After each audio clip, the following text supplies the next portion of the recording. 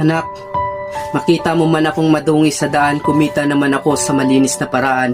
Oo, construction lang trabaho ko, pero marangal naman ito sa mundong ating kinatatayuan.